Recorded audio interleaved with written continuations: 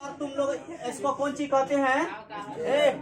अभी मत देखो यहाँ, ये है हमारा बेलन, ये है हमारा ये बेलन, ये गोला, यदि क्या कहते हैं वृत्त, इसको कहते हैं खोखला बेलन। यहाँ हम लिख दिए हैं कौन सी? खो का खोला का खोखला, वह का लन बेलन। ये हो गया शंकु, इसको कहते हैं कौन सी? गोला चाहे गोली, इसको कहते हैं अर्ध गोला या गोलार्ध। गोलार्ध कहेगा तो अर्धगोला का ही नाम है, गोली कहेगा फिर भी इसी का नाम है। अब देखो, सबसे पहले हम बताते हैं कि बेलन किसे कहते हैं। वह लंबाकार गोलीय आकृति जिसके दोनों शीर्ष पर क्या लगा हुआ हो? वृत्त लगा हो। दोनों शीर्ष पर क्या लगा हो? वृत्त लगा हो। वह गोलाकार लंबवृत्तीय आकृति जिसके दोनों तरफ क्या लगा हो? वृत्त लगा हो, उसको हम कौन सी कहते हैं? बेलन कहते हैं। बेलन का उदाहरण क्या क्या हो जाएगा? छोर, पाइप, पाइप देखा है ना, गोलाकार लंबा पाइप, बम्मा, बांस आदि, लकड़ी, ये सब हो जाएगा कौन सी? बेलन। अब इसी में बेलन दो तरह का होता है, एक होता है ठोस बेलन और एक होता है खोखला बेलन। एक ठोस बेलन, एक खोखला बेलन। ऐसा बेलन जिसको हम एक आंख से देखने पर आर पार दिखाई दे सकता है, उसको खोखला बेलन कहते हैं। और जिसको देखने पर नहीं दिखाई देता हो, उसको कौन सा बेलन कहते हैं? ठोस बेलन। खोखला बेलन में आएगा कॉल का पाइप, देखा है जिसे पानी निकलती है, उसको ऐसे देखने पर दिखाई दे देगा, छिद्र रहता है, खोखला बीच में रहता है, वह हो गया खोखला बेलन। और ठोस बेलन, रॉड को देखा है, घर बनाने वाले रॉड जो होता है वो भी लंबा होता है, उसको काटो तो वह छट्टा ही काहे नहीं, लेकिन वृत्त आकृति होता है ना, उसको ऐसे देखो, बांस को ऐसे देखो तो दिखाई देगा? देगा? नहीं देगा। तो इसका मतलब क्या हो जाएगा? वो ठोस। इतना चुपचाप सुनो, इसको क्या कहते हैं? ठोस।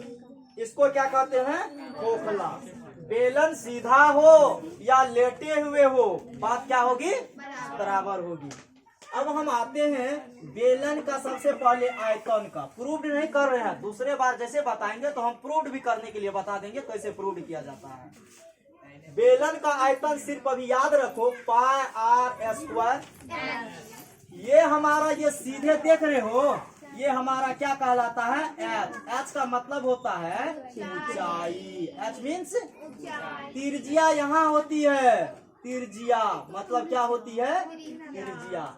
यहाँ डी भी रहेगा तो डी तिर्जिया भी होती है। बेलन का वक्र पृष्ठीय क्षेत्रफल 2 पाई आर एच। संपूर्ण पृष्ठीय क्षेत्र 2 pi r into h plus r. खोखला बेलन का आयतन देखो, बड़का बेलन का आयतन तो बड़ा h pi r square h, क्योंकि ऊंचाई क्या है इसका? बराबरी है। इसी में ना दो को बेलन है, तो पाई आर स्क्वायर एच, एच एक ही रहेगा। फिर पाई आर स्क्वायर एच, छोटका बेलन है तो छोटका आर, ऊंचाई सेम है, तो पाई एच कॉमन ले लो, दोनों में क्या बचेगा? आर स्क्वायर घटा आर स्क्वायर, बड़का आर स्क्वायर घटा, तो पाई एच इंटू बड़ा आर स्क्वायर घटा छोटा आर स्क्वायर, किसका आयतन हो गया? खोखला बेलन का आयतन क्या हो गया? पाई एच इंटू बड़ा आर स्क्वायर इंटू, और इसके किनारों पर जो वृत्त लगा हुआ है, तो एक सिंपल वृत्त जैसे हम पढ़ते हैं, उसी वृत्त का कहानी इस वृत्त में दिया गया है। जो उस वृत्त के लिए गुण को अपनाएगा, वो सभी इस वृत्त में भी अपनाएगा। बाहरी मिति को हम क्या कहते हैं? परिमिति। अंदर के भाग के अध्ययन को क्या कहते हैं? क्षेत्रफल। केंद्र से परिधि तक की दूरी क्या कहलाती है? और केंद्र से दोनों और परिधि तक जाने वाली रेखा को क्या कहते हैं? व्यास कहते हैं। तो वृत्त का क्षेत्रफल तुम लोग जानते हो, पाई आर स्क्वायर एच। परिधि जानते हो, 2 पाई आर, और आर तो ये सब जानवे करते हो। आते हैं हम शंकु में। शंकु तुम लोग आसपास देखे भी हो और जानते भी हो।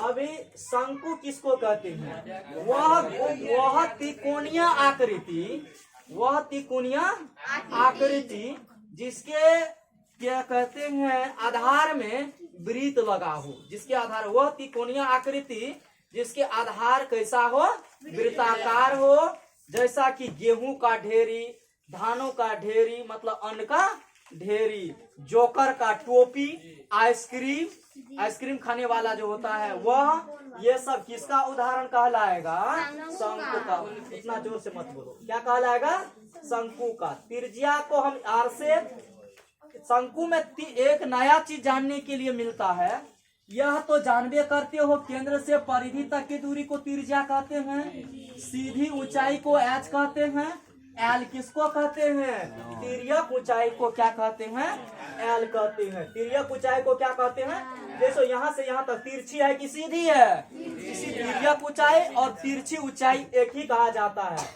तो जैसे तुम लोग समकोण त्रिभुज में ऐसे पढ़ा होगा, ये होती है कर्ण, ये होता है लंब और ये होता है, तो कर्ण बराबर तो ये लंब हो जाएगा, और ये हो जाता है एच और ये हो जाता है आर। तो कर्ण मतलब लंब स्क्वायर बराबर सूत्र क्या होता है, एच स्क्वायर जोड़ आर स्क्वायर होता है ना।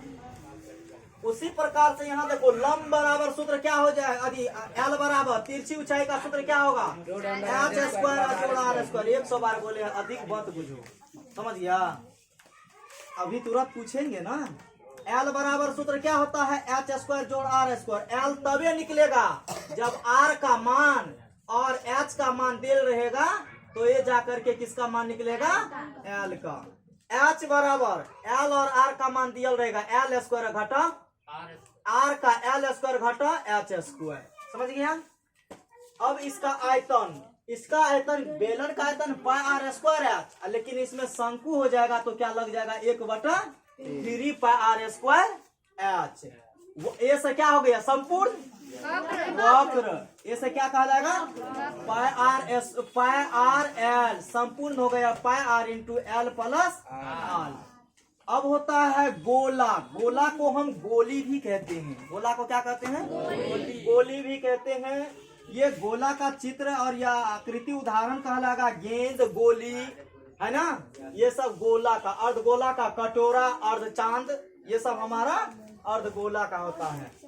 इसी में गोला का देखो आयतन 4/3 पाई आर क्यूब। इसका वक्र पृष्ठीय क्षेत्रफल कहलाता है पाई आर स्क्वायर एच, और संपूर्ण होता है कुछ नहीं। संपूर्ण क्या होता है, क्योंकि गोला को हम किधरों से देखेंगे तो सबको तो हमको एक ही नजर आएगा, तो संपूर्ण पृष्ठीय क्षेत्रफल इसका पता लगा सकते हैं। जिधर से देखो रोटी का मुंह उधरे है, तो इसको हम एक मुंह पता नहीं लगा सकते, इसीलिए इसका संपूर्ण पृष्ठीय क्षेत्रफल नहीं होता है। अब अर्धगोला में आओ, इसका आयतन, गोला का आयतन 4/3 पाई आर क्यूब, तो इसका 2/3 पाई आर। इसका वक्र पृष्ठीय क्षेत्रफल होता है 4 पाई आर स्क्वायर, तो इसका क्या होगा, इसका संपूर्ण होता ही नहीं है, लेकिन इसका इधर इधर देख करके इधर जुट जाएगा तो 3 pi r square. 2 pi r square वक्र हुआ, ऊपर वाला पाई आर स्क्वायर जुट जाएगा तो क्या पाई आर स्क्वायर हो जाएगा, 3 पाई आर स्क्वायर। तो गोला अर्धगोला में केवल आर पता रहना चाहिए, केवल क्या पता रहना चाहिए, केवल आर पता रहने से सब कुछ निकल सकता है। शंकु में आर, एच और एल पता रहना चाहिए, और इसमें एच और आर पता रहना चाहिए, तो सब कुछ क्या कर सकते हैं, निकल सकता है। इसीलिए इस सभी को याद रखो। अब इसके बाद ऑब्जेक्टिव बताते हैं, इसके बाद चैप्टर पास